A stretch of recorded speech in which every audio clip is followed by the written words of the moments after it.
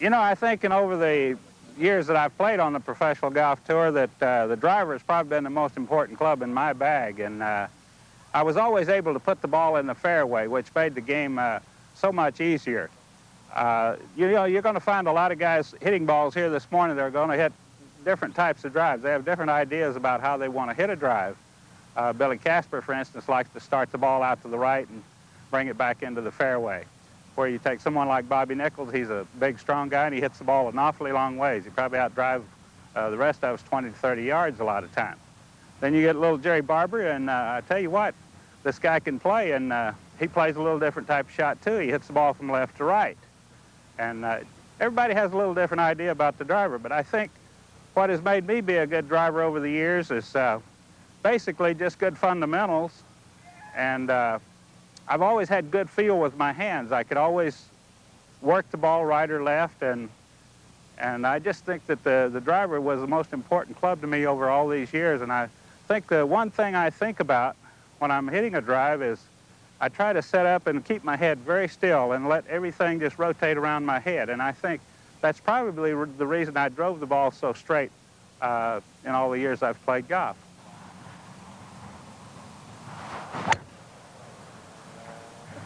You know, I think the driver is the most important club in the bag because it consumes 50% of the distance on most of the golf holes. I find that I like to draw the ball. I aim to the right, I pick a target out on the right side of the fairway, and I try to carry my swing right out at it, and because of my swing from inside out creates a hook or a draw that brings the ball from the right side of the fairway back into the center of the fairway.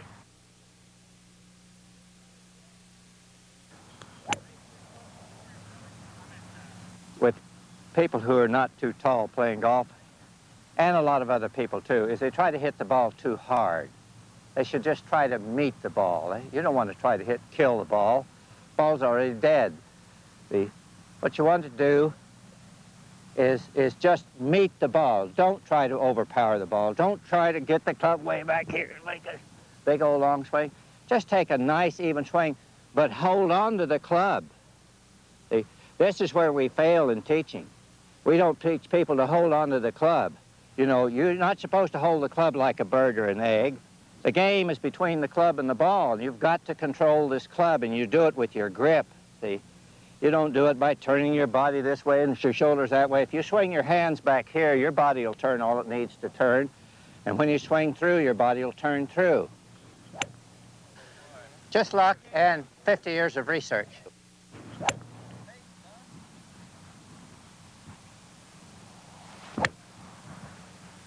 Just try to keep the driver low and slow. That'd be a very good tip that I know that would keep you abreast of what you're trying to accomplish. There we are.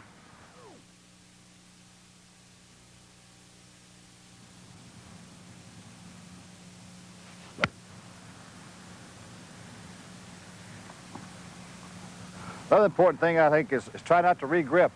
You have a tendency to re-grip, especially when you get a long iron in your hand, because you feel like that you have to give it a little extra effort. So just try to keep a constant grip throughout the golf swing. I think you'll get better results.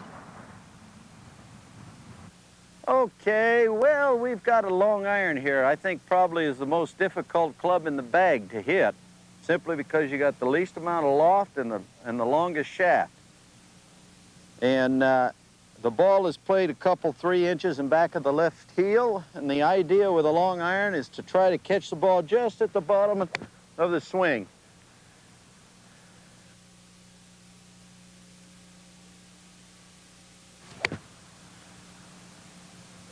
People shouldn't have to think about moving their weight here and moving their weight there because the time involved in a golf swing is too little to be thinking about transferring your weight. It's what you do with your hands that makes your weight transfer from one side to the other.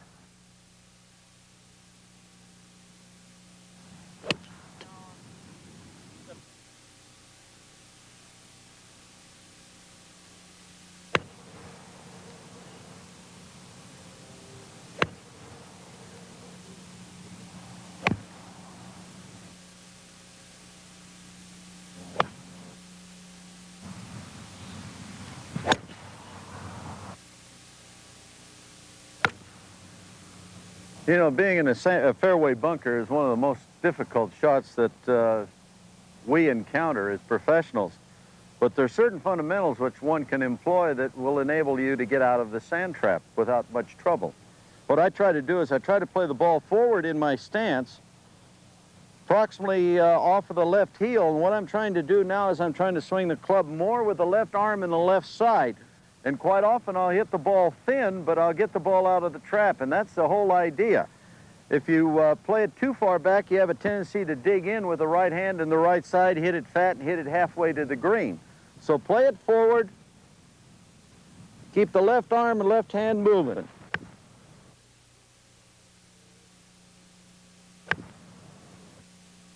When your ball in the sand is about half of it is down below the surface of the sand, don't try any kind of a miracle shot. Just make sure that you get the ball out of the sand as far as you can get it.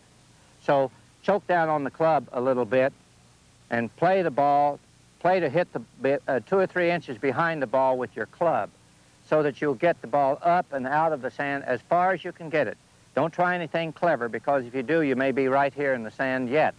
So play the ball still forward, not quite as much forward, a very upright swing, but the left leg back so that you can cut the ball a little bit as you come into the ball. You can draw the club across it and sort of semi-blast it, yet hit it down the fairway as far as you possibly can.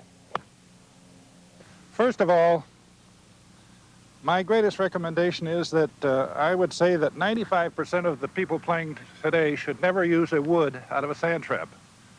And for this reason, that as the amateur gets into the trap, he will try to help the ball up in the air rather than swinging the club through the back of the ball, letting the loft of the club do the work of raising the ball up over the lip of the trap in front of you. As you can see, I have implanted myself pretty well into the sand trap here. I've dug in fairly well so that I'm sitting down, making sure that my head is absolutely still and the backswing is slow and smooth as can be.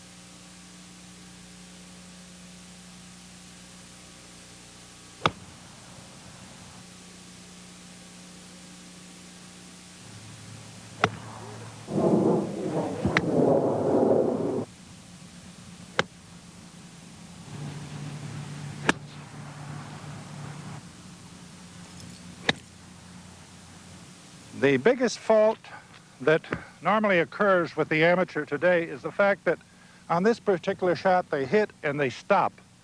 As you hit this particular shot, you want to make sure that you keep the club moving through the ball. Keep the club moving at the hole.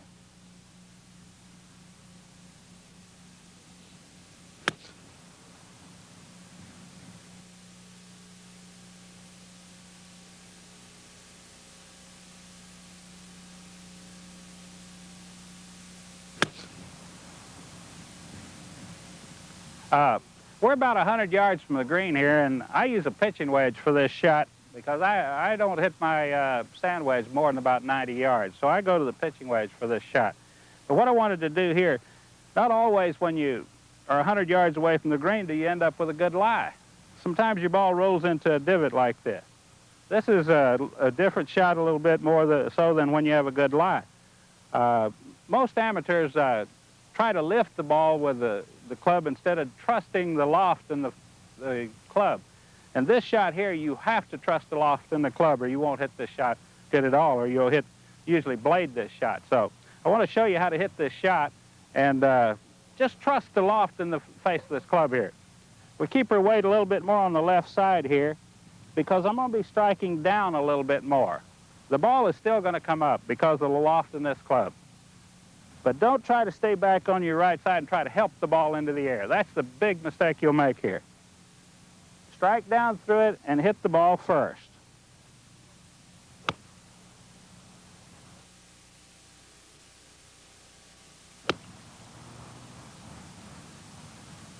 The shot here from about 100 yards is so many people under club on it. If you need a 9-iron, if you have to hit this ball as hard as you can with the wedge, don't do it.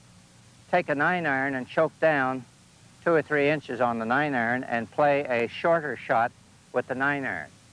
Do not try to overhit with the wedge shot, because if you do, the chances are you'll get up in your swing and you'll uncock your wrist up here, which sets up a spinning motion of the body, and you spin off the ball, either pulling it way to the left or jamming it with your right hand, pushing it off to the right, or shooting it right straight up in the air, and you're short of the green yet. So you're better off to try to get the ball on the green. If you get on the green, you have a chance to make the putt, whether it be for a birdie or a par. I play this ball more forward than most do. I take a very firm grip on the club, and I play from a fairly upright position.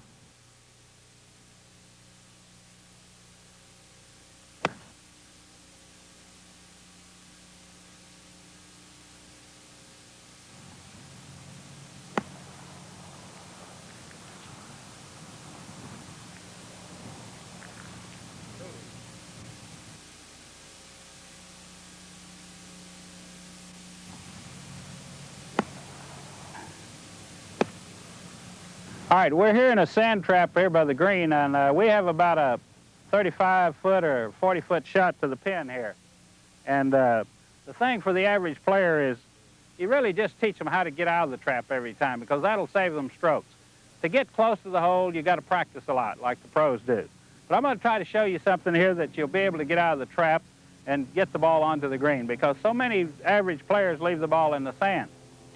Now, what I do here is I turn my body quite a bit to the left, and I play the ball more up toward the front. Now, the reason I turn my body to the left is I want to take the club on the outside of the line here. If you take the club back here, you come into the ball a little too low, you can catch back here, you can catch here, or you'll catch the ball. If you pick it up a little sharper here, you're coming down, it's more like using an axe chopping wood, and you can hit the spot you're aiming at in the trap.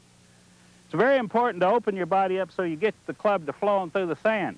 If you stand square with the ball and you take a big healthy swing, usually you'll dig into the sand, you're going to pop the ball 3 or 4 feet in front of you. So we get behind it here, open up, aim our body to the left, then we open the face of the club here so that it will slide through the sand. We don't want the club to dig into the sand, in other words. Try to catch about 2 inches behind the ball, and the main thing is don't try to hit the ball too hard here. Most people come in here, they try to hit it so hard and take 6 or 7 inches of sand behind the ball, they still don't move it very far. So take very little sand, about 2 inches behind it, just a nice little easy swing, and outside and across, and never turn the club head over this way. Leave the club head that way when you come through. Pick out a spot behind the ball you want to hit and look at that spot and strike that spot.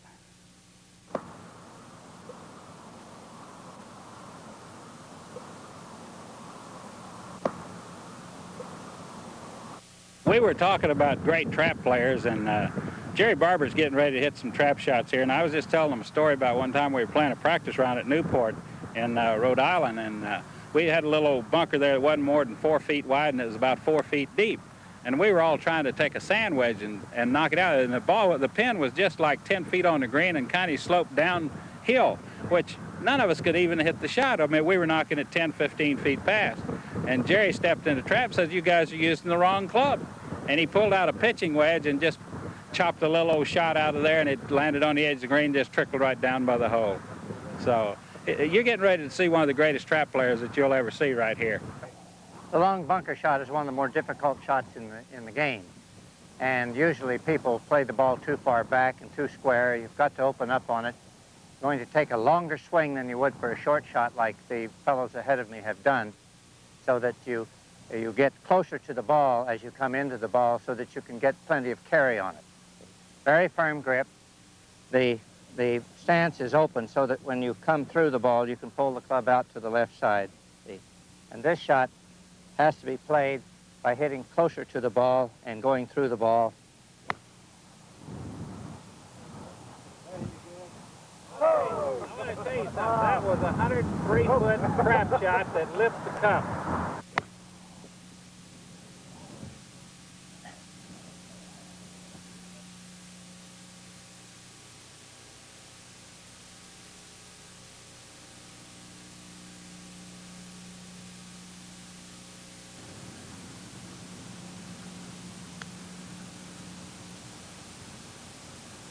There you go, right on in.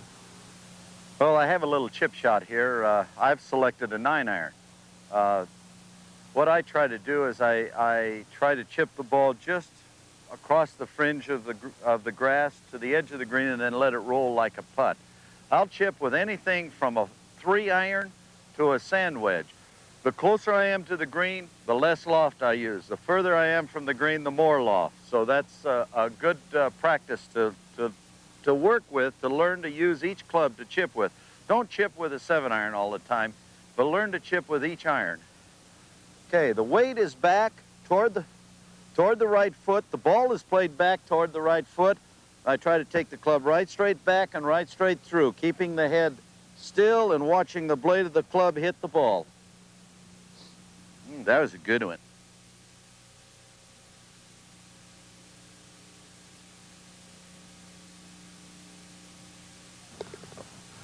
Here we have a length putt that's very common in the game of golf. It's about 2 feet long, and obviously if you played the game, you've missed a lot of these, and I'm sure you'll continue to miss a few of them.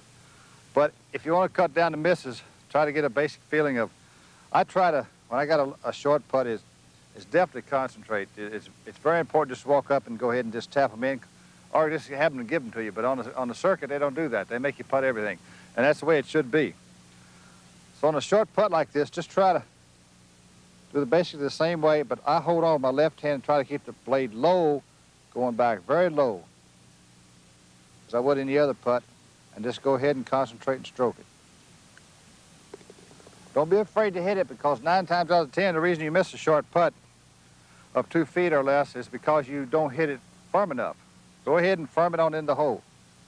Don't worry about it. It'll stay on line much easier if you firm it. Much better. Thank you. Long putting is usually a very great concern of the average player because he doesn't get the ball that close to the hole. Now, we're about 50 feet from this hole here, but the way to be a good long putter, and in fact, the way to become a good putter, is to practice a lot of long putts where you have a long backswing and a long follow-through. Most people will putt a 50-foot putt with the same length backswing as they putt a 20 or 25-foot putt. And you shouldn't do that. You should get on the green, place your weight on your left foot, get a firm grip on the putter, and turn your hands slightly away from each other, and place your weight on the left foot, and take the club back a long way to hit the ball so that you won't have any problem getting the ball to the cup. See?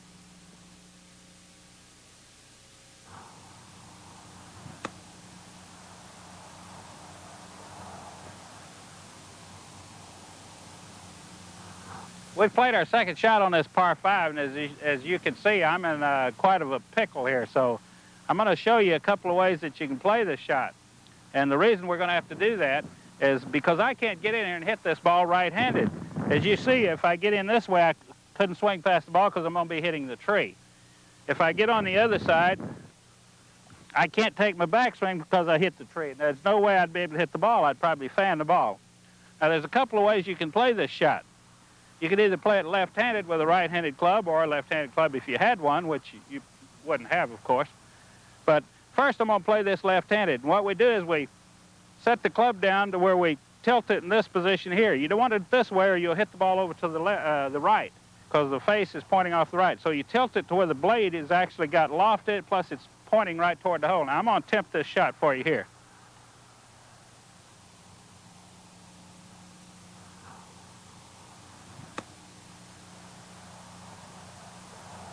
Now, as you can see, that worked out perfect, right? Now, there's another way you can play this. Sometimes if you, maybe you have to stand a different way or something, maybe you can't get over here to stand left-handed, you can stand up very close to the ball, get your line here and take your right hand, set the club back and hit it this way. I hit that a little bit hard, but as you can see, I got good direction on the ball. If I had hit it a little bit easier, it would have been a real good shot. You know, we'd sit around the clubhouse when I was back in the Army, and that's where I learned all these shots, actually. We'd bet money on being able to get it up and down a certain way, and that's why I learned all these shots. There's many more different kinds of shots I can show you in different positions, but this one here works very effectively if you practice it a little bit. All right, you just pick out the line. You turn your back straight toward that line, and then all you do is just swing along the side of your body here. Works out all right. All right, here we have a specialty shot. We've got problems here with trees and water and bunkers. The idea is to get the ball across the water, get it up by the green or in the trap so we can pitch it out, make a par, and save the hole. Since we're playing match play, and most of you fellows play match play, since we're playing match play, it's the best way to go ahead and try this shot rather than pitch it out here and try to pitch it on the green from 100 yards out to make your par. So what we want to do here is to keep the ball low. So I've got a driver in my hand, believe it or not. I got a nice clean lie. I'm going to try to run the ball through the water, up onto the green, into the bunker where I can make a par. I'm going to choke down on the club a little bit. I'm going to hit down on the ball and make the ball go low and skip out of the water.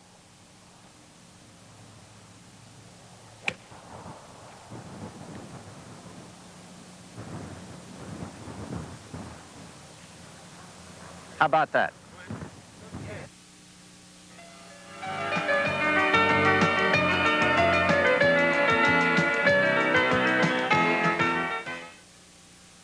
Making sure that we're smooth, making sure that you're moving the club through the ball on the line that you want.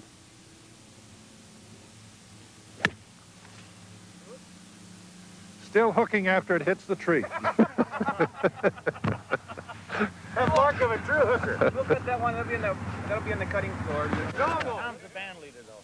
Is he the leader of the band? Look at those hands. They're there. Hey, Right hand. are you going to show us any grip on throwing a club today? Not Tom. Bill, this is a grip right here. That's it, huh? Oh, man. Maximum distance, maximum accuracy. grip. Tom never really threw a club. He tossed it once in a while to the caddy. Isn't that right, Tom? Hey. How about alignment? Alignment's very important, too. That's right. Take the time to dig myself into where I've got a solid foundation in order to be able to hit the ball.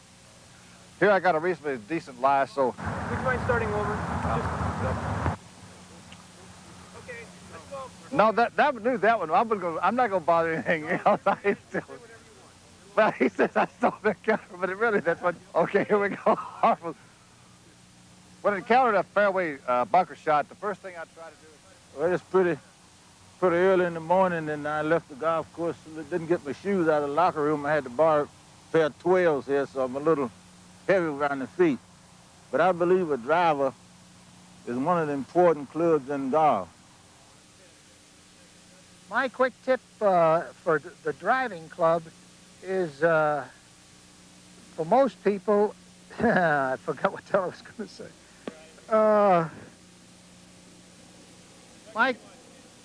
My quick tip for the driving club is to get the most out of the club. And as You people sitting at home watching this is the funny way to hit it. This is the way 99 3/4 of the people hit it in this world. And this is very funny. I'm going to show you how funny it is.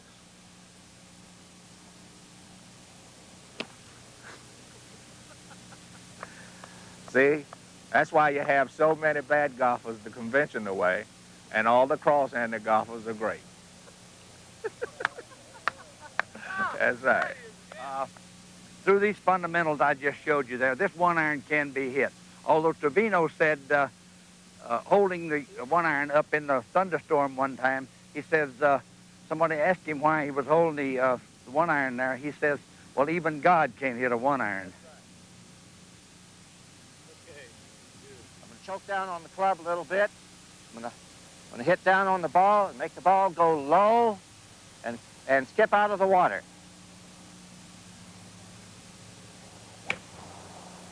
How's that? That's not bad.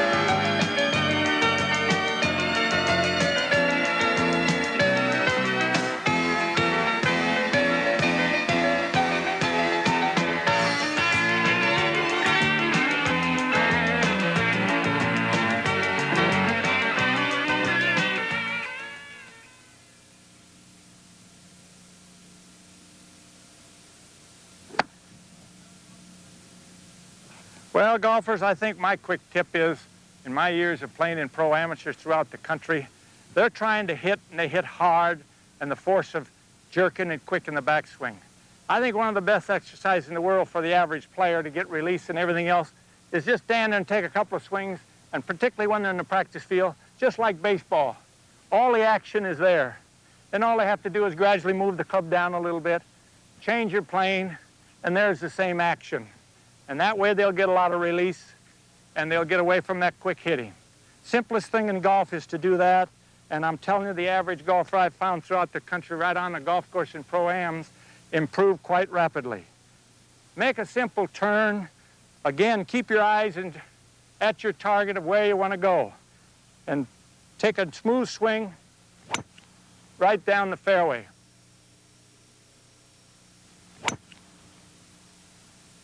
You know, as many shots are missed playing golf by trying to hit it too easy as it is trying to hit it too hard. Certainly on the tee shot, you want to get your maximum distance. My feeling there is that you should swing at it as hard as you can, as long as you're able to maintain good balance. When you finish the drive, think you may get your picture taken. You don't want to be falling all over the place. Be in position when you finish. Maintain good balance.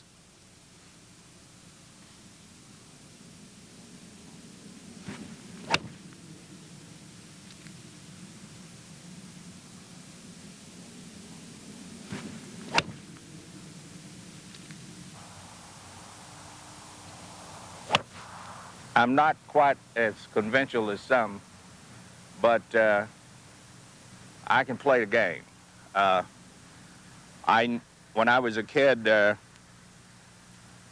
my playmates, we played golf together, and we never had a golf lesson, so neither one of us knew what we were doing as far as grips. So we all learned to play cross-handed. It was about 7 years before I knew I was cross-handed, and I probably wouldn't have known then, but someone reminded me that I was gripping the club wrong. And that's the way I started, and seemed like that's the way it's going to end. These friends of mine, I didn't know they played cross-handed until maybe 35 years later. They went away to another city, and later on in the years, I met them and we went out to play golf. And I looked at them and I said, "You guys play cross-handed?" They said, "Yes." I said, "We was watching you when you were a kid playing, and that's the way we started playing too." And they're fairly decent golfers. They shoot in the high 70s, low 80s. Probably could play better than that, but they all have families and they work.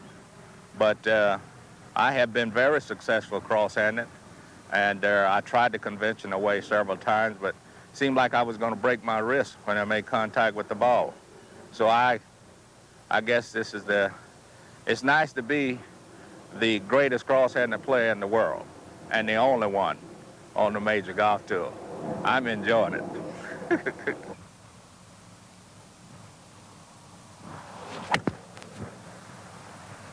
Well, perhaps you will have noticed that I try and repeat myself with whatever I do. For example, I make sure that I get the correct grip, my stance,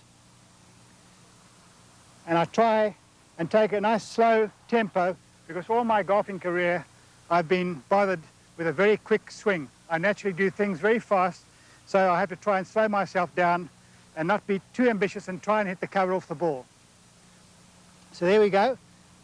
My first movement is to see that I've got the correct grip. I take my stance and I think about a nice slow tempo. In fact, that's why I wear my watch, just to keep my timing right.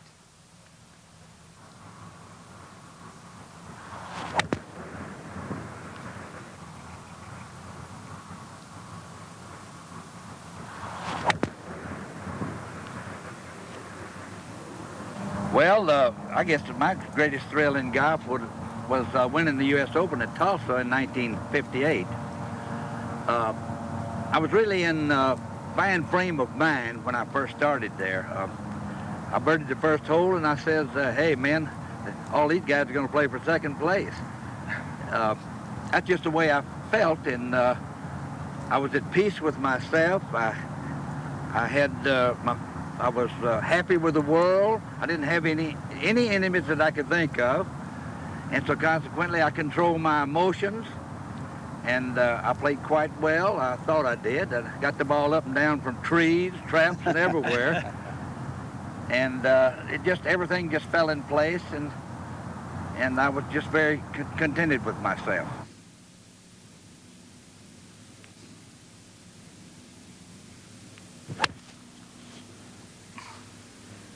This is 3-wood fairway wood. This is a pretty hard club to hit. The average player tries to hit this ball. He tries to help the ball into the air instead of trusting the loft of the club. What you should do is just swing the club head and let the loft of the club throw the ball up into the air. I play it slightly further back toward the middle of my stance rather than the driver where I was playing it up off the left side. This, you want to catch the ball slightly on the downward swing, actually, but don't try to help the club lift the ball.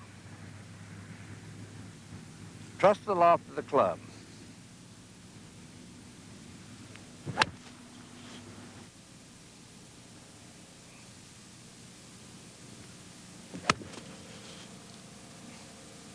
My quick tip for the average golfer is your 4, 5, or 6 wood.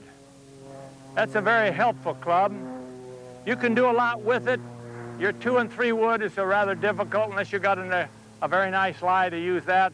You should go into the 4 and 5 or 6 wood and use it. You got more loft, and you can hit a much better shot with it. Also, you can maneuver the ball a little bit more if you've got the ability to go right or left or hit a high shot, and it'll stop a lot easier for you going into the green.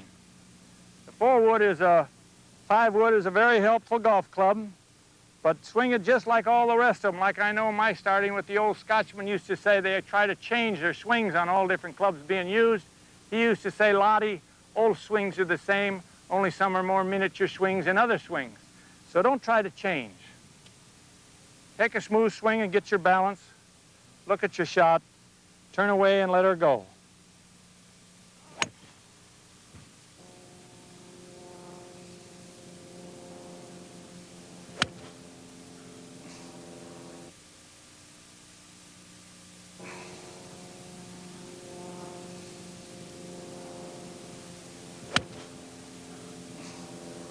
We play a lot of pro-ams during the year, and I've found that most amateurs really don't know how far to hit their iron shots. They try and press too hard, and the result is a muffed shot or a shot that's inaccurate. I think a very good tip for somebody wanting to improve their game is to know exactly how far you hit each club. For example, this 5-iron, I know I hit 175 yards. If I'm wanting to go 185, I take my 4-iron. So go to your practice tee, go to the range, measure out 175 yards and see how far you can hit the ball. And that way you can work out which club to use on the course, and I'm sure that'll help improve your game.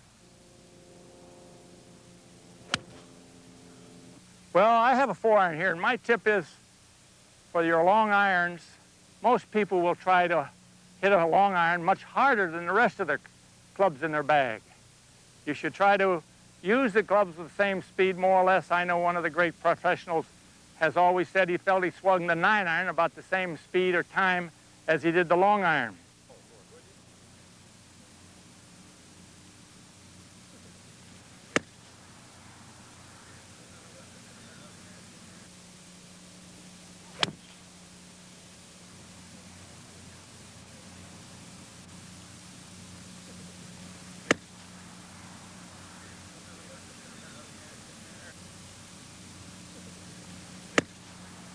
And as I walked to the 15th hole, I hit an iron up in there in a par 3 and made an 8-foot, and everybody went wild. Then the next shot was coming into the 18th, where I was in position to make a birdie to tie.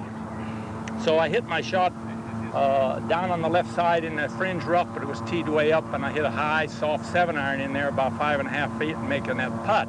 I know I had to do this because on the 10th hole I was told by a roving marshal that I had a chance to tie with Ben Hogan after the 10th green. That my good friend and partner here, Tom Bolt and Sam Snead, were already in, but Hogan had beat them out. So it was a great thrill for me and an incident that was probably the greatest in my lifetime.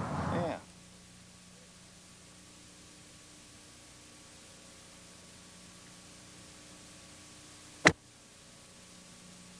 I think the main thing that he can do is not try to hit the ball too hard with the short clubs, whether it's a wedge or a 9-iron or an 8-iron.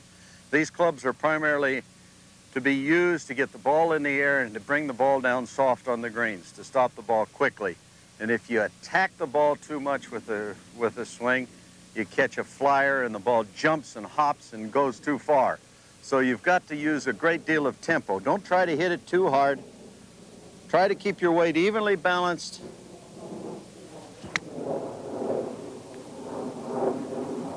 And make it smooth, just like that.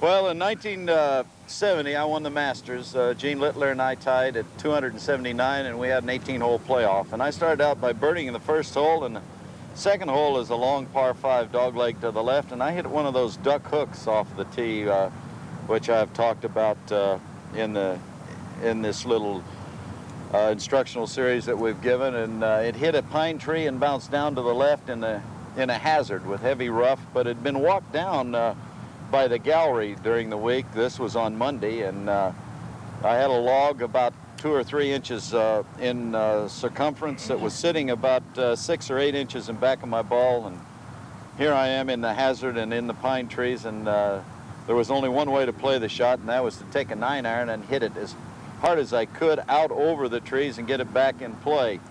And I had to fit the club in between the log and under the grass, and I just was very fortunate. I hit one of the greatest shots I think I ever hit in my life, out over the trees, back in the fairway, then a 5-iron on the back edge of the green and a chip and a putt and salvage par, and I could have had 9 on the hole easily. From what you say, it sounds like you might still be there. Yeah, that's about right.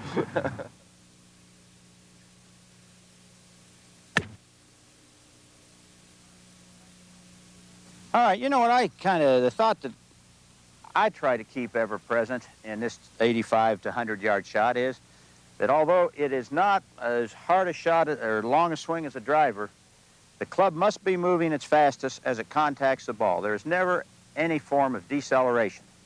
I think many players, thinking because it's a short shot, they're going to let up on it. And you got to make the club move as it hits the ball.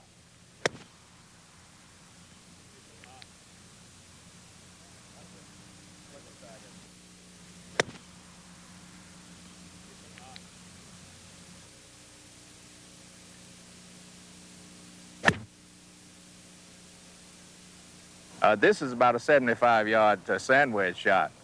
And I usually try and get close to the ball and keep my feet there, spread it just a small portion apart, make sure that my head stays still, and try to finish high, making sure that the club is going directly at the flagstick.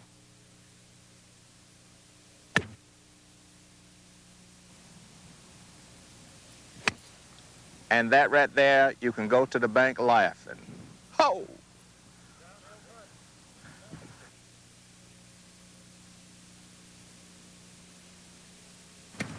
I guess my greatest thrill and the most important shot in my career was my holding up the bunker shot at the 18th hole or the 72nd hole at the Masters in 1957.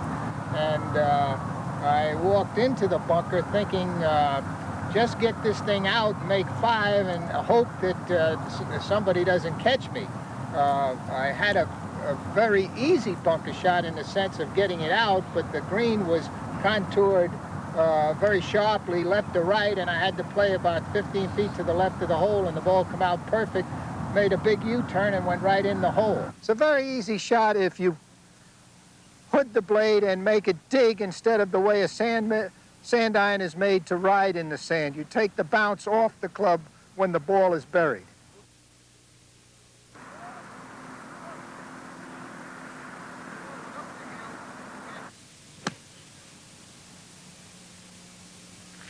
The biggest and most common fault that amateurs make in traps is trying to force the ball out of the trap like a gorilla in a sandbox. They get in there using big brute strength, and the result is the thing will never come out.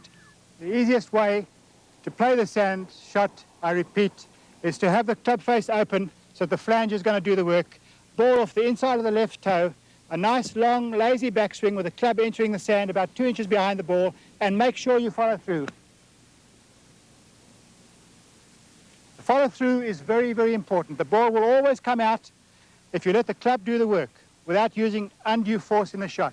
In fact, the easier you swing the club, the better the club will operate. 2 inches behind, follow through, and the club will do the work. Well, Bill, this lie, you get a lot of these out there when the sand's wet like this. Yeah, particularly, Tom, when you hit them in there so soft like they come down like a feather. Come down in there spinning, Yeah. digging a hole. That's right. They're hunting for their friend, the gopher. Okay, let me show you a fundamental how to play this. Now, normally you play a sand shot this way, but because the ball is buried, we're going to close the blade of the club. Look, look. We've closed the blade. The ball's played back in the stance. Now you hit down and through it, keep moving through it, and the ball will pop out and run up to the hole.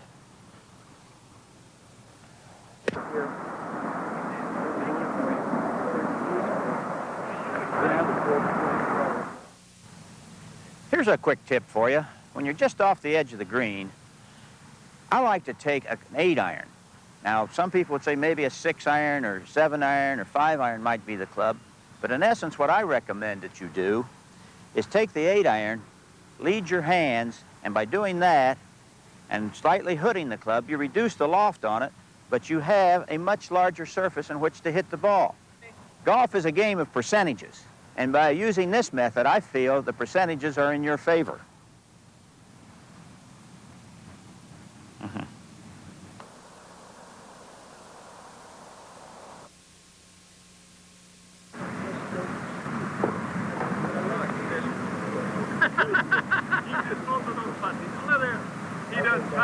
You got that, didn't you? This size putt especially, I use what I call a tap method. I take the putter back short and hit it like a pool cue.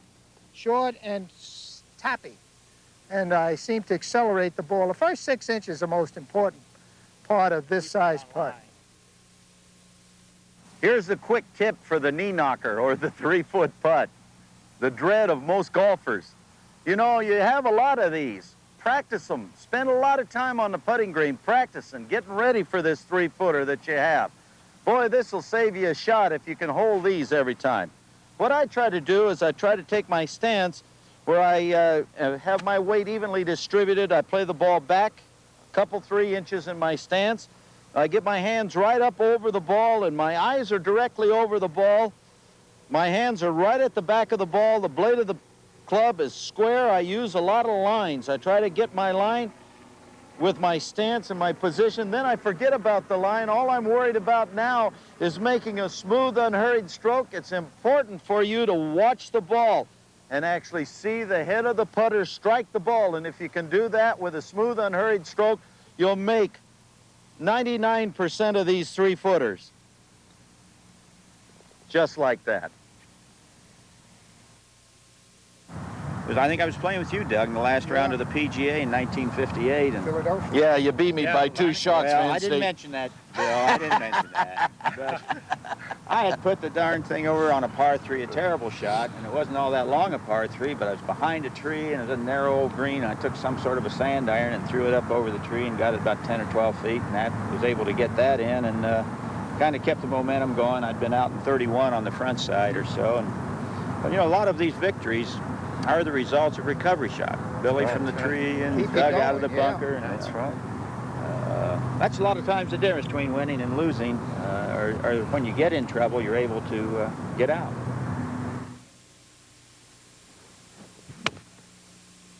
I'm approximately 160 to 65 yards from the hole. I've got the tree, as you can see, between myself and the flag, a little bit above it. So I've got to work my hands just a little faster going through the ball. I also will attempt to address the ball with the club face slightly closed. In this particular shot, you let the hands roll over, and with the club face being closed, it will help you not only hook it, but keep the ball low. For this particular shot, I'm going to try and aim at the right bunker and make it move into the center of the green, which is where the flag is. I grip down on a little bit on this shot, even though I am standing above it, because I believe club head control is extremely important.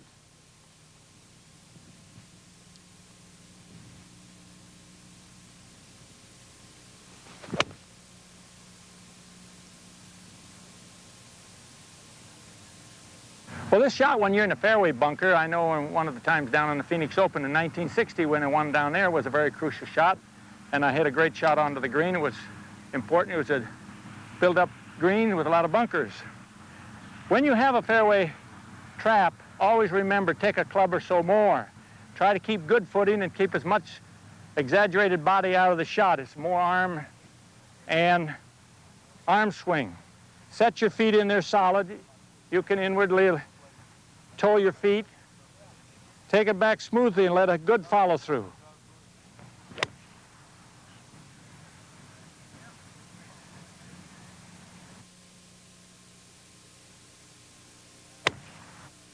What I'm gonna do here, I have a 2-iron in my hand. I'm approximately about 190, 195 yards from the green.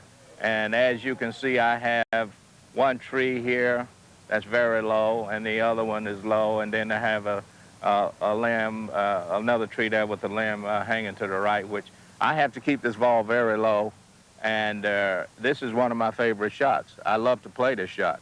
As I stated earlier in some shots that I made today, that you distribute your weight according to the way you want the ball to move.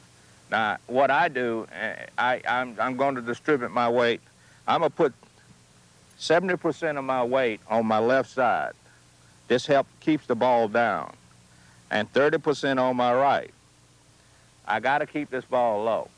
I'm going to take this 2-iron, I'm going to hit down into the ball and keep accelerating through, keeping the club as low as I can, as long as I can, and the ball should start rising just like an airplane, taking off the airstrip. So this is a 2-iron, and I'm going to attempt to make this shot.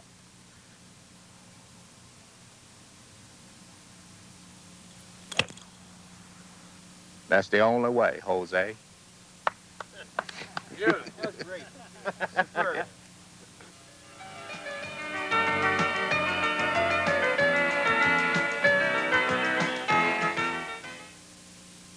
Making sure that we're smooth, making sure that you're moving the club through the ball on the line that you want.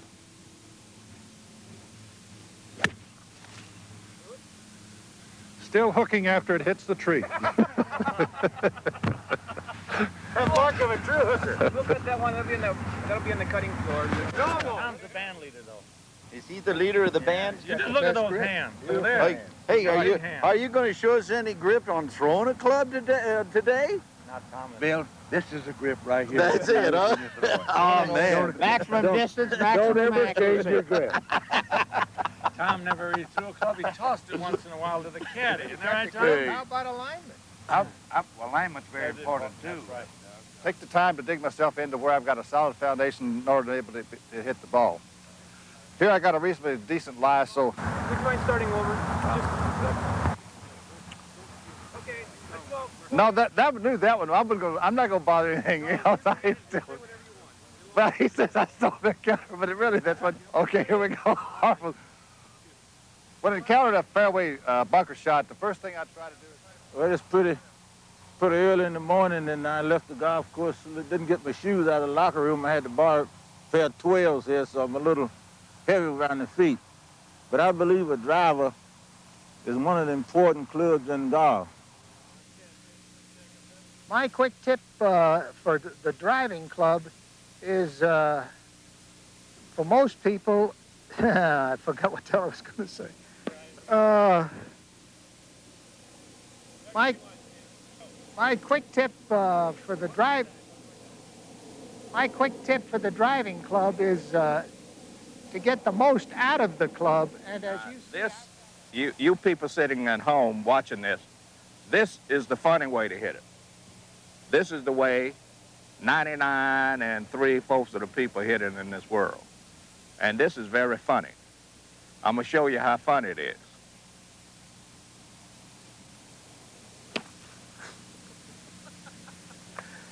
See? That's why you have so many bad golfers the conventional way, and all the cross-handed golfers are great. That's right. Through these fundamentals I just showed you there, this one iron can be hit. Although Trevino said, holding the one iron up in the thunderstorm one time, he says, somebody asked him why he was holding the one iron there. He says, well, even God can't hit a one iron. I'm going to choke down on the club a little bit. I'm going to hit down on the ball and make the ball go low and skip out of the water.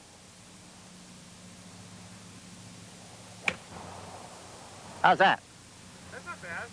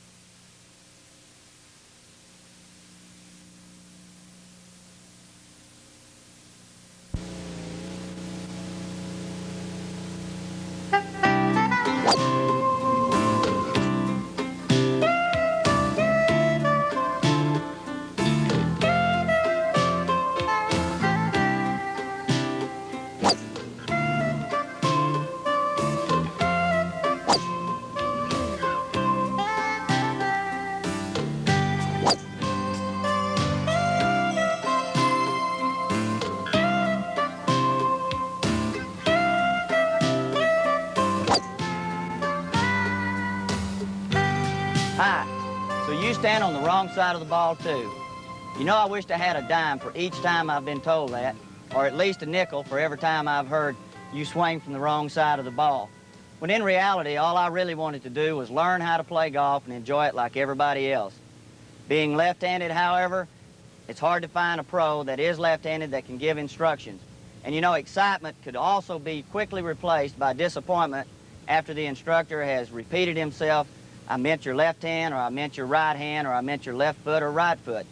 But with the aid of this video, we can all enjoy a left-handed lesson and never hear the instructor repeat himself once. And you know, the next time someone says you stand on the wrong side of the ball, just tell them, no, sir, when I'm standing behind my ball and looking at the target, I'm standing on the right side of the ball. And you know something? The left side of our mind controls the right side of our body, and science has proven that it does. Then the right side of our mind controls the left side of our body. So I'd say left-handed golfers are the only golfers in their right mind. And one other thing, there's only one thing in golf that really doesn't care whether you're left-handed or right-handed or short or tall. And that's this golf ball. Because if struck correctly, it can do for you what it does for all of those right-handers. So let's have some fun, go over to the practice range, and meet our instructor. Because the first thing we want to learn is the golf course is not the place to learn. It slows down play, and they're already mad at us. So let's go over to the practice range and learn how to play.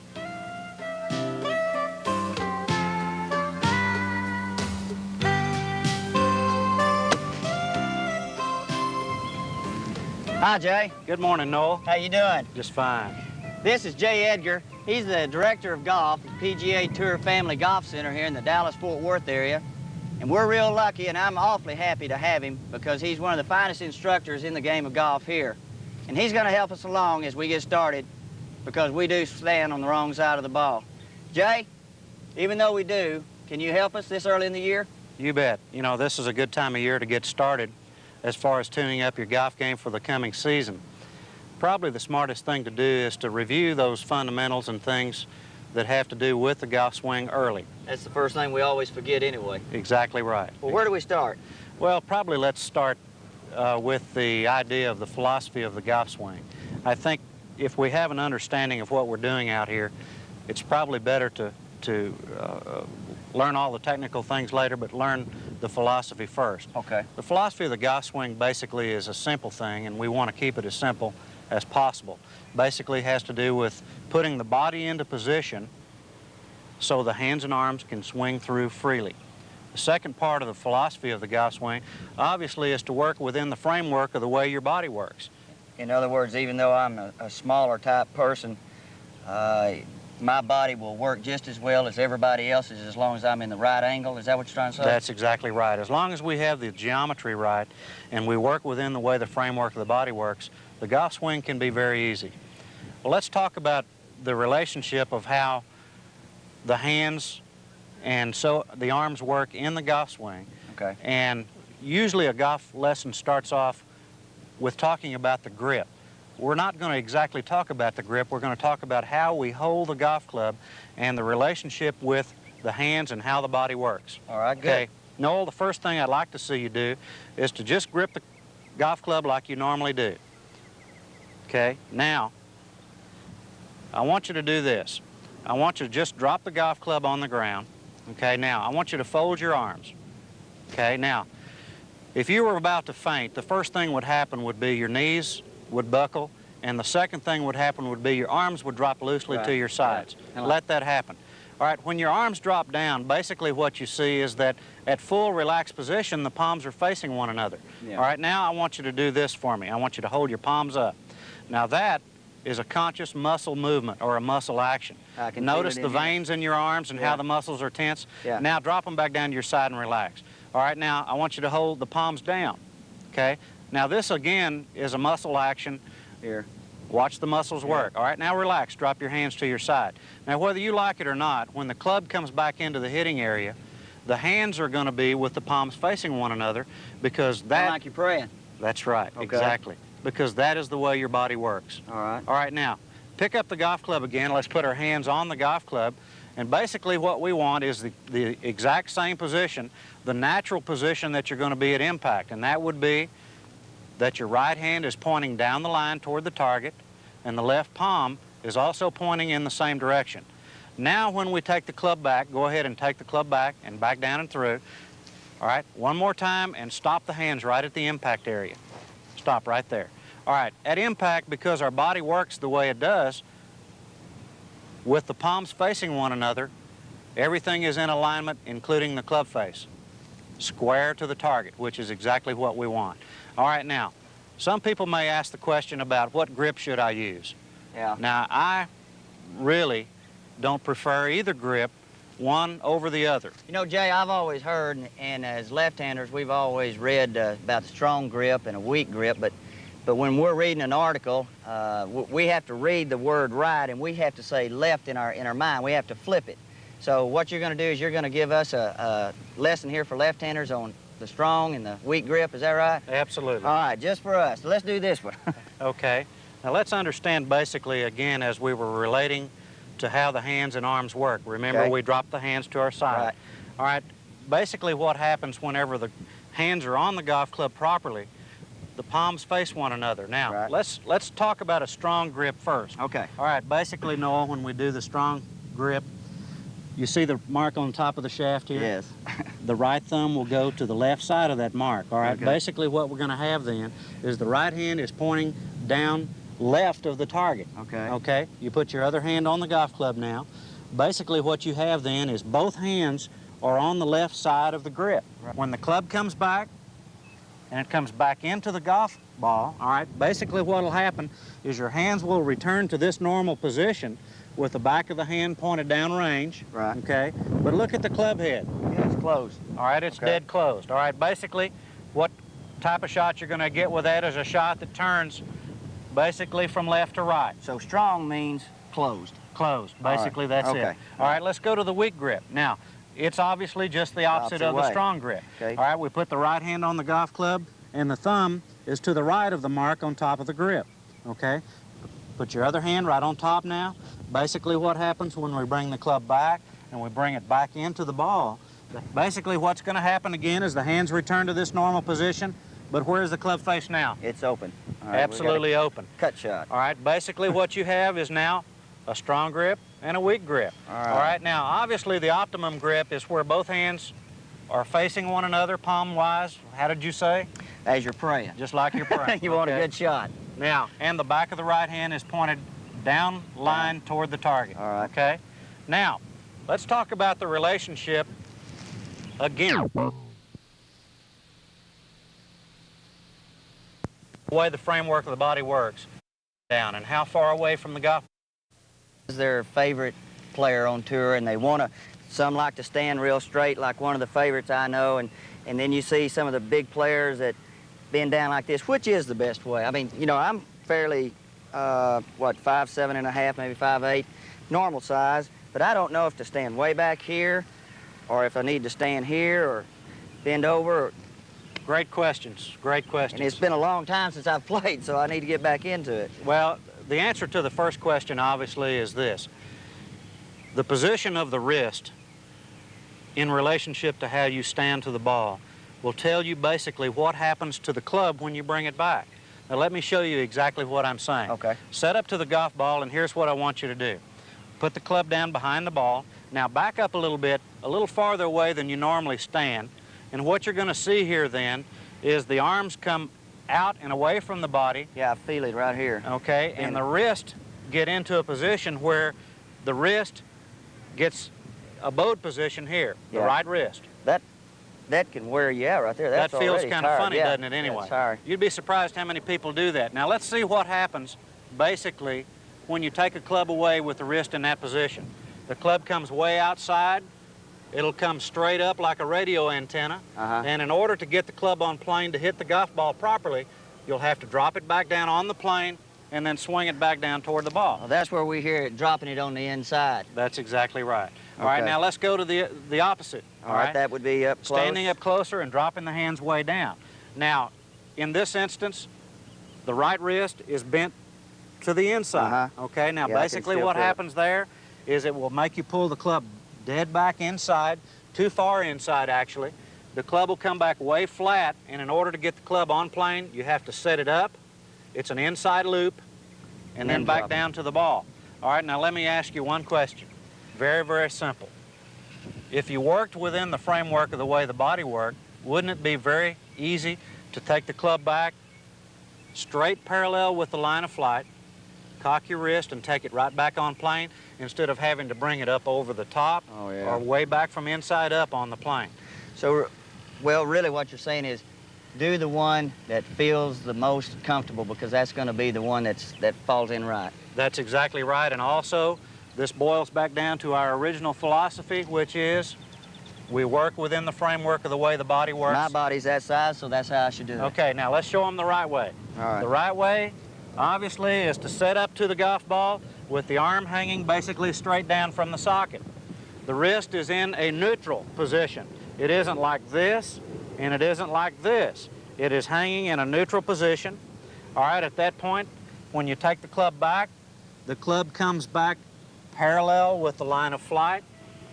When the wrists begin to cock, the club comes up automatically on plane.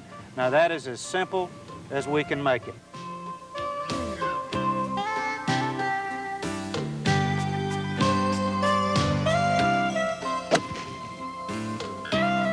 Let me ask you a good question.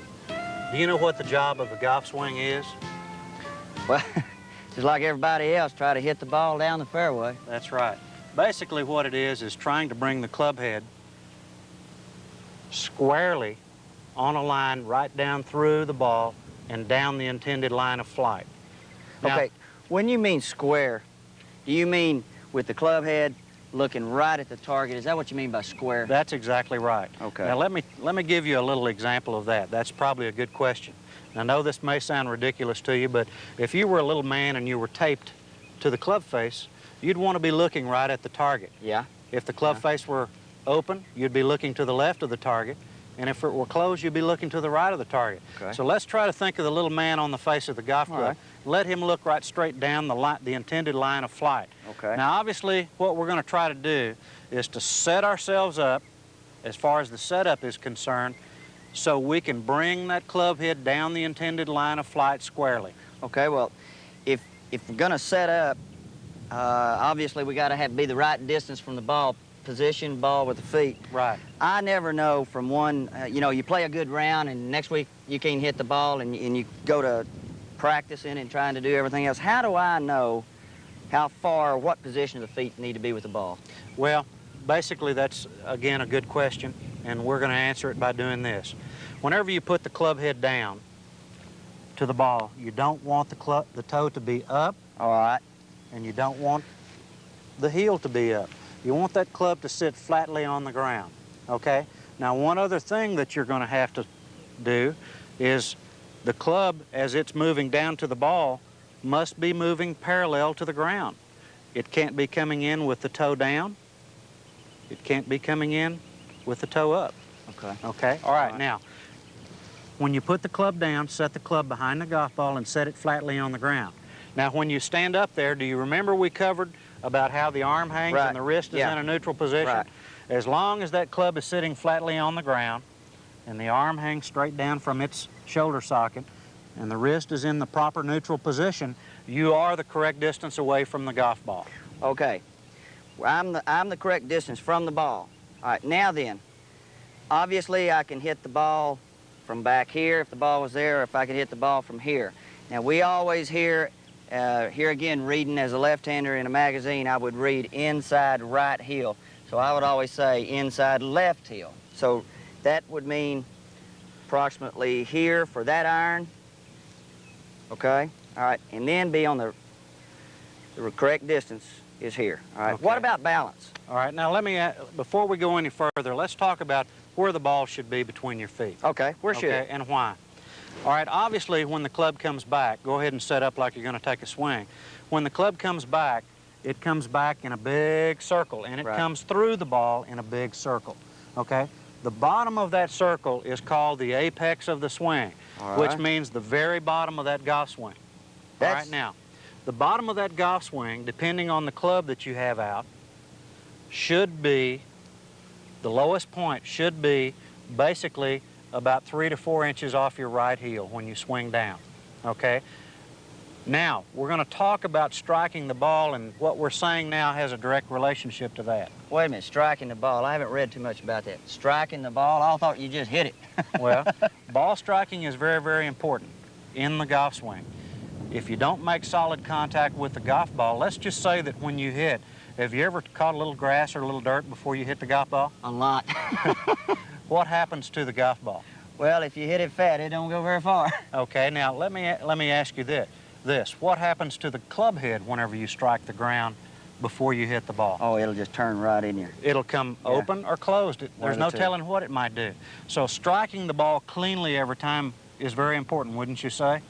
I like that. Okay, now, teach me how to strike the ball. We're going to talk about ball striking, and this is a very old golf lesson.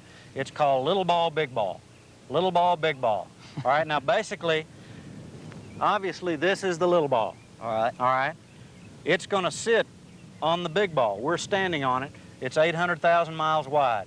It's called the Earth. This ball, okay. Okay, now, let me borrow your golf club a minute, and I'll give you an idea of what we're going to talk about. All right? Let's just say that the little ball is sitting here on the big ball. It's on the Earth. The club head comes down, and it's making this big circle, and as it comes down, it strikes the little ball first. The little ball compresses, moves up the club face slightly, and is gone before the leading edge of this club strikes the big ball. It actually strikes the big ball in front of where the little ball was sitting. It takes the divot out from in front of the golf ball and then continues on up through to the finish. So we hit the ball first. All right. Basically what we're going to learn to do is to hit the little ball first. Okay. Now I have a good drill. that we're going to learn how to do. It's called the tee drill. All right. Okay, basically what we do is we stick a tee in the ground, and all I want you to do is set up where the bottom of the swing, the apex of that swing, is right at the bottom where that tee is. Now, where did we say it was?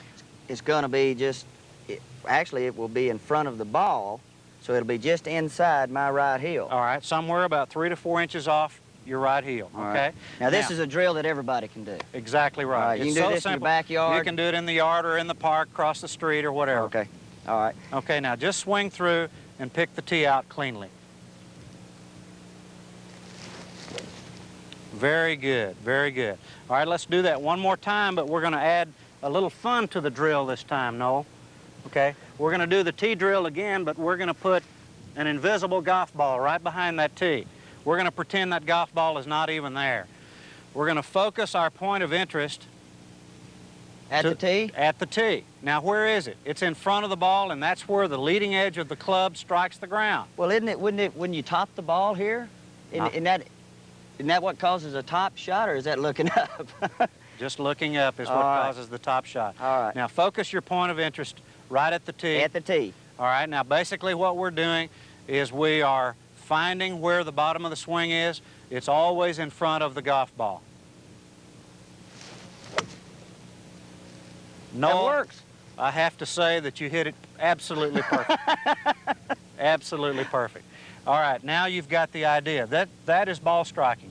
Focusing the point of concentration on the front of the golf ball, which is where the very bottom of the swing is. You know, I've been told, I already see something that I've been doing wrong here early in the season. I've been hitting behind the ball, not getting enough flight and taking too large a divot. Because as I look over the ball, I look behind the ball, and I've been trying to hit right here. That's right. And that's wrong, isn't it? Chances are it's exactly wrong. Chances are, whenever you look at the back of the ball, even though that has been written in many golf books, including one by some famous golf professionals, looking at the back of the ball makes you focus the point of the bottom of the swing behind the ball, which will cause you to hit it fat. All right? Let's look at the front of the ball and focus the bottom of the swing right in front of the ball, and let's do this. Let's pretend we're doing the drill this time. Pretend that tee is sitting up there, and swing through and sweep that tee right out of there. All right, let's see if I can hit a couple. Just act like the tee is there. Yes, sir. All right. Here's one for the left-handers. If you hit that ball as cleanly as that every time, believe me, you'll really knock some strokes off this season. Start winning a little, huh? Once again now. Swing slowly and look right in front of the ball. Now, I got a little heavy there. All right, that's fine. But you know what? That illustrates the point of little ball, big ball. You hit the big ball first, okay? Let's do it once again now. Concentrate on the point in front of the ball, and let's hit the little ball first. All right, move it. I'll tell you, can we move it behind the divot this time? That's exactly right. The divot should always be in front of the ball, okay? Let's try it once more.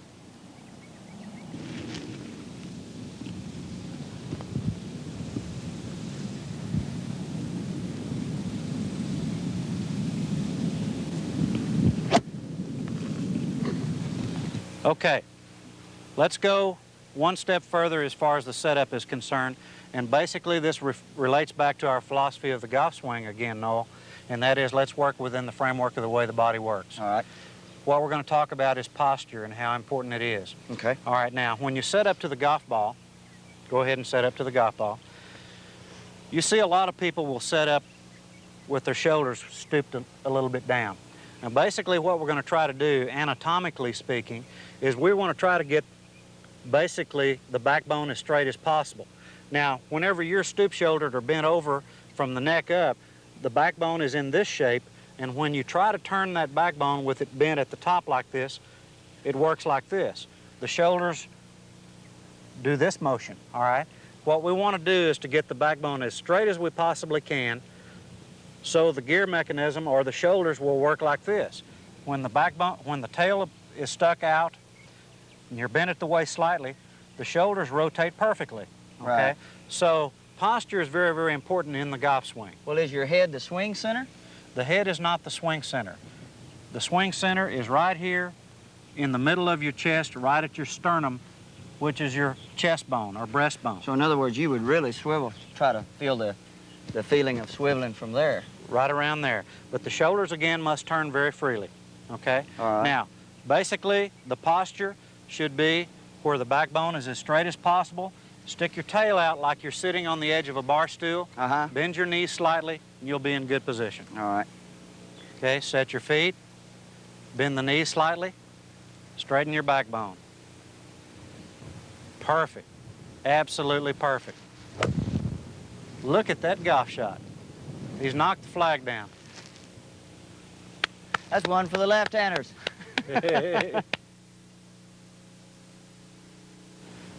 What we're going to learn right now is going to be as important as if a pilot were sitting in the cockpit of an airplane.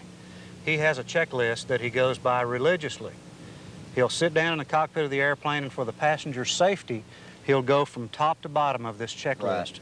And this checklist that we're going to have as far as the setup routine in the golf swing is just as important as the pilot's. If you want to set up to the golf ball and not make any errors and make great golf shots, you have to go by it every time. All right, the first thing that we're going to do is to get back and look at the line of flight. All right, now you're going to line yourself up back behind the ball, and this is what we're going to do. We're going to use our imagination this time. We're going to try to imagine railroad tracks. There's going to be one rail going through the ball right straight to the target. Okay? All right. There's also going to be a rail parallel to it on the right side. Okay. Where you set your heels up as far as the alignment is concerned to the golf ball. The heels will be on touching the rail on the right-hand side, and the line through the ball will be parallel to it. Okay. All right, the first move in this little setup routine is to check the alignment. You get behind the ball and you look and establish one of the rails in your mind. All right. All right. Secondly, try to imagine the other rail parallel to it and go up there and put your heels up against it. All right, go ahead. All right, the next move in the setup routine is to put the club down behind the ball, make sure it's flat on the ground. All right, check your grip, make sure it's the proper grip. The next item, obviously, is to look at your posture. Make sure you're right. Make sure the arm is hanging straight down and the wrist is in a neutral position. From that point, all you really have to do is to start the golf swing. Use that setup routine every time, and you'll never fail. Let me ask you something. As an amateur, getting started playing, I always had a problem raising my head and raising my head. You want to see the shot land before you ever even hit it, I guess. Mm-hmm. But I do one little trick, and I want to ask you if it's good or bad, okay? To keep my head down, I have always gotten behind the ball and visualized my shot, like you said, the railroad track. But I've always picked out something right here in front of the ball, and as I walk to the ball, I never look at the target, but just keep my head down right at this, and I'll line myself up with it, and that way I'm constantly having my head down, and when I swing, I do not have the tendency to raise it. Is that a good tip? That's very good. You know, basically, it doesn't matter how long the rails are. If you pick a point parallel to the target line, that could be the end of your rail, maybe a foot away from you there. That's a very good tip for the average player. It'll very keep your good. head down. It'll make you keep your head down.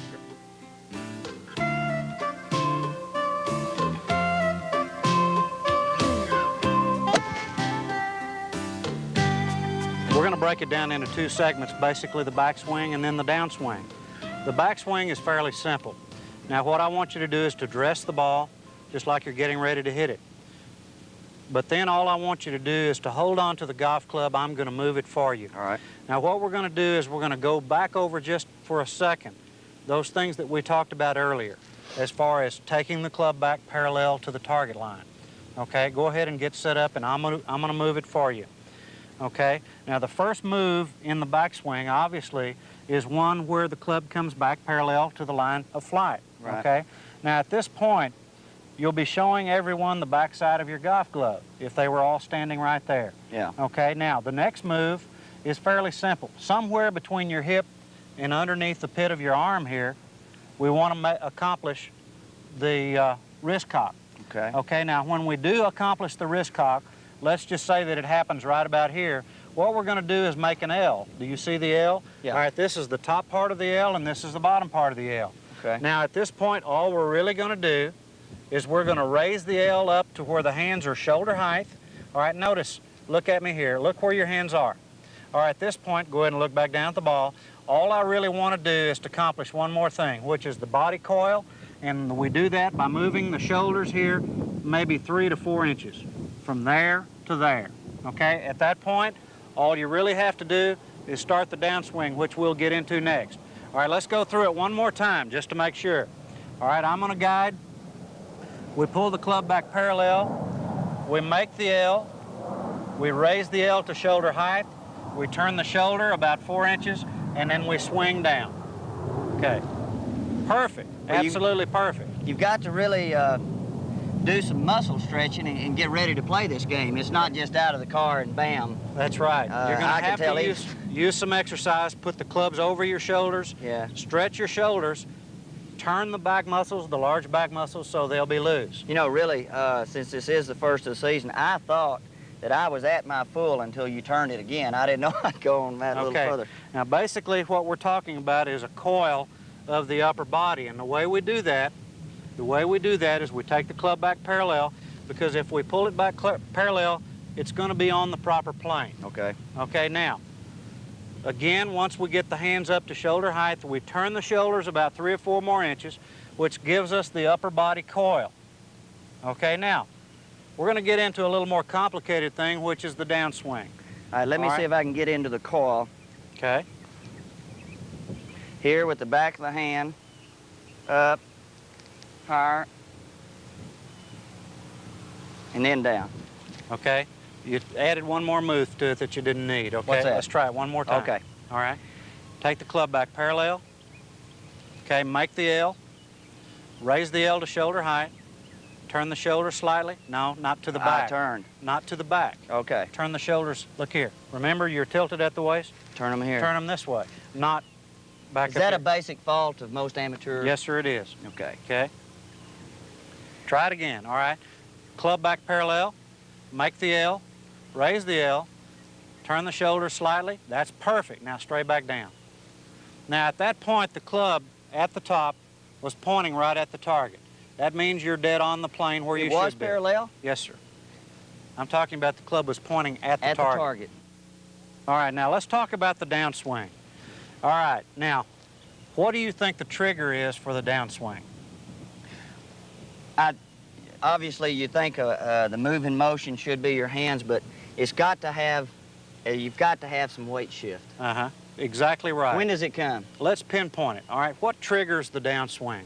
A lot of people, and I'm going to say probably a good 85 to 90% of the average player, start the hands down first, okay? Is that wrong? That's wrong, okay? Now, basically, the trigger to the golf swing is going to be the shifting of the weight from the left foot back to the right foot, okay? Now, in most of the great golf books that are written by the great players, the first thing they say, obviously, is that the lead foot, the one closest to the target, the heel goes down first before the weight shift goes back to that particular side, all right? That's exactly the truth, all right?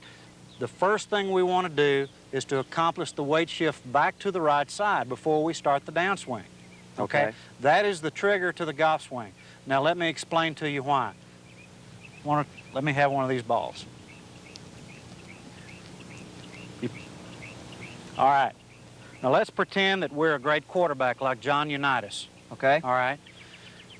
If he were standing here and he took the football back with his feet together and had no motion with the lower body and threw the football down, he wouldn't be able to throw it very far because all he's throwing with is the power of his arm. So you're really flat-footed. That's right. All right, let's just say that he stepped forward and then threw and gained leverage by putting that foot forward and then throwing from the leverage. Okay. Okay? That's a lot easier and it's a lot, as far as power. A lot more power. What we're going to try to do is create the leverage. Now, here's what I'm going to ask you to do. All I'm going to ask you to do is to begin like you're dancing, shifting the weight back and forth from the right to the left. Now swing the club while you're doing it, back and forth slowly. Okay, watch this now. I'm going to count.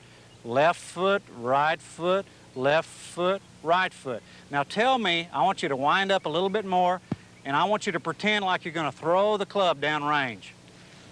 Don't you throw it a lot better when that weight goes over to the right foot? Yeah. Can you feel the leverage? Certainly, and it's not that much of a shift. Okay, I mean, it's, weight to the right and throw. Weight to the right and throw. you can hear the club making a bigger, club speed more. All right, let's stop for a second. Now let me explain to you the timing of what you're doing.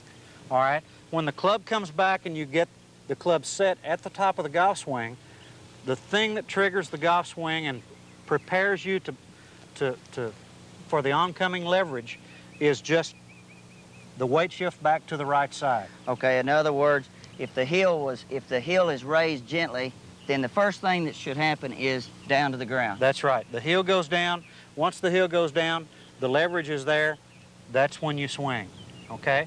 Now, again, when you get the club back to the top of the swing, the first motion toward the target is going to be the weight shift back to that side. And then that triggers the downswing. That triggers the downswing. Now, if you're starting with your hands down before the weight shift, you have a good chance. Well, let's just show our people, okay?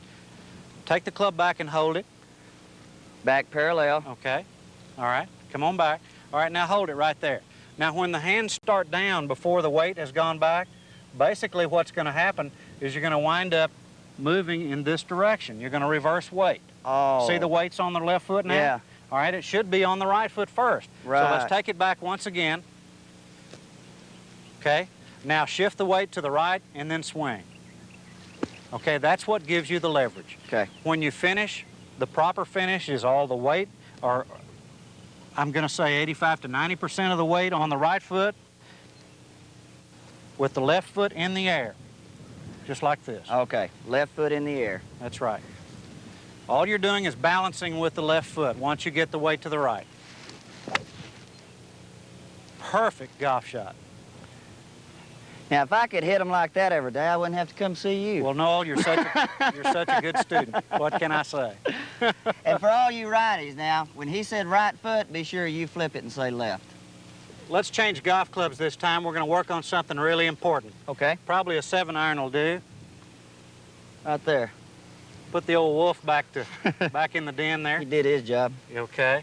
All right, now, basically what we're going to talk about is something that relates to what we talked about in the beginning, which was, as far as the philosophy was concerned, putting the body into position so the hands and arms can swing through freely.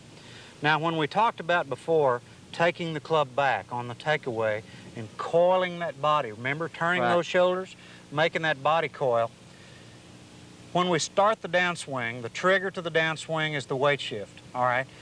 Basically, what we're going to learn now is how the golf swing works as far as putting that body into position for the hands and arms to swing through freely. In baseball, what we find is when the batter takes the bat back, he coils on the back. When he transfers the weight to the forward, he totally uncoils the shoulders into the hit, okay? In golf, that's because the bat doesn't whip. The bat does not flex, it's rigid. Now what we have here is a club that has a shaft that has a flex to it. And what we're going to try to do is make it flex. Now how do we do that? We do that by putting the shoulders and the body into position, by shifting the weight to the right side, and then we stop the uncoiling right where the shoulders are parallel. We coil on the backswing, we transfer the weight, the shoulders come back here, and the coiling stops here. When the coiling stops with the shoulders parallel to the target line, the energy is transferred down through the arms, into the hands, and into the shaft, which makes that shaft flex. At the exact point, I mean, when a golf ball is struck perfectly, you know, we all have that feeling of when we hit one perfectly, it's because your shoulders were exactly parallel and at the same point with the club head? That's right. The shoulders are parallel to the target line. Like that. The hands and the club head and the ball are in alignment, right at impact. All right, now, let's go through this very slowly. I want you to take the club back and hold it just for a second. Okay. Okay. All right, take the club back and hold it right there. Now, transfer the weight down, okay, and stop right at the ball. Right there. Now, at that point right there, his shoulders are parallel to the target line. Now what you see the average guy do 90% of the time is he tries to muscle the ball or make some motion with the upper body to cause a large hit. In other words, try to really swing hard at it. The secret to the golf swing is nothing more than coiling, transferring the weight, letting the shoulder stop right here at power line, at the parallel line, letting the energy transfer down to his hands, and swinging the arms and hands freely down the line of the target. Okay? Let's try it. Truly, if you're swinging too fast, you really can't do it. That's right. What we're going to try to do now, I'm going to give you an illustration, and I'm going to walk around on this side of him to show you. Go ahead and set up. Okay? Basically what we have here, let's just try to pretend that we have a steel rod welded to his chest that's sticking straight out over the golf ball and pointing right over the golf ball, just like that. Okay? Now go ahead and set up. All right, now, as we swing the club down, go ahead and take the club back, Noel. As we swing the club down, what we don't want to do is, go ahead and swing down and stop. What we don't want to do is have that rod pointing out in front of the ball. We want it pointed over the ball, okay? If you will try to imagine that that rod is right here, the shoulders will be parallel to the target line, the hands will come through and past your chin and your chest and the rod. You'll come on through, okay? Now we're going to cover the finish in just a second, but we want to really stress. Here again, this is the center This of is the center of your swing. Okay. That rod sticking straight out over the ball. Now you want that thing parallel with the ball right at impact.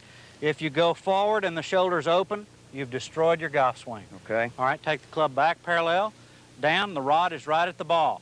Now at that point, the rod, the head, all of the swing center is right at the ball through impact. The hands pass through with it still there.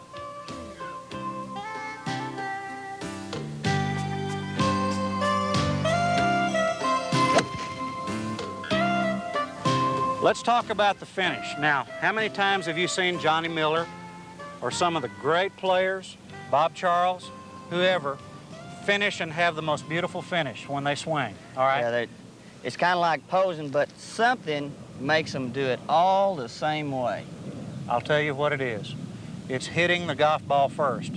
Now let me tell you, there's a lot of people who like to look pretty when they're out here swinging, and when they've finished and they've hit that great shot, they like to pose and look like, you know, one of the great tour players. Sure. But let me tell you the most important thing, and don't forget this. The way they got there is they hit that great golf shot first. They hit the golf ball properly. Now, set up to the ball just like you're getting ready to make impact, and let me show you what happens. All right, now, I'm just like the ball is gone. Let's pretend the ball is gone. Okay, it's gone. Now, this is what, with the swing center still pointed right over the ball, okay? The rod's pointed right over the ball. The hands have cleared through, and we have gone to this point that we call extension. All right, this is extension. The club has actually passed through and is again running parallel to the target line.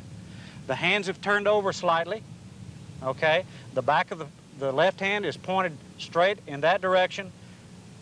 The club is pointed straight down range. Now, at this point, Noel, you're going to feel the club tug you a little bit, and I want you to resist it. I don't want you up there posing yet. Right. Okay? Resist it. When you feel that thing tug, keep that swing center over the ball as long as you can. Finally, the centrifugal force of the club, the weight of the club, is going to pull this left shoulder straight up under your chin. The hands will begin to recock, and you'll come on up through to a natural finish by itself. Please, folks, do not try to make the finish happen. Let it happen after you've hit the perfect golf shot. You can't finish high either if you're swinging too hard and you're out of balance, I guess. Right. Remember, the club face must travel down the line of the target as long as possible. This is the reason for the resisting motion right here. You want that club face to stay on that target line as long as possible. If we're up here posing too quickly, we've pulled the club off the line and up to the inside. Okay? This is what we don't want. If you can't, Jay, if you're not able to finish like we should, you know, like this, and instead you're falling back like this, or you've done this, can't that go really back to you're swinging too hard, you're totally out of balance? That's right. So then you, really and truly, it is all just fundamentals. No matter what your handicap is, If you're not playing good golf, it's probably because you've forgotten the fundamentals. Right. Okay, let's see if I can finish. All right, let me get back out of your way. All right, with the rod pointing over the ball, swing center being my sternum, see if I can finish a shot. Very good. All right, you let the club pull you right I felt on up. that, yeah. You feel this right in here. Right. You let the club pull you right up out of the golf shot. All right, let's try it live this time. And just Okay. make it nice and smooth. Make all the moves properly.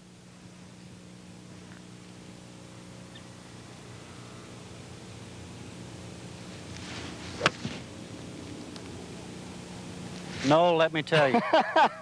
I'll play that one. That's a great golf swing, and you're a great student. Hey, I appreciate it. We have really enjoyed this. I know I've really learned a lot, and I hope you guys have too. Next time, we're going to be talking about chipping, putting, also how to get out of the sand. And just remember to always practice, practice, practice. This man didn't become a pro simply because he learned how to read and write. He practiced, practiced, practiced. And in the meantime, when you're driving back and forth from home to the golf course and the driving range so you can practice, buckle up and drive safely. And we'll see you next time.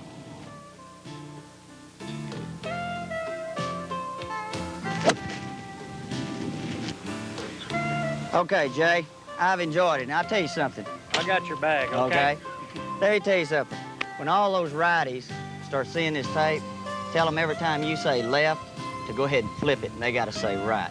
Okay. And also, when those left-handers start winning, ask them to win gracefully, okay? No problem. All right.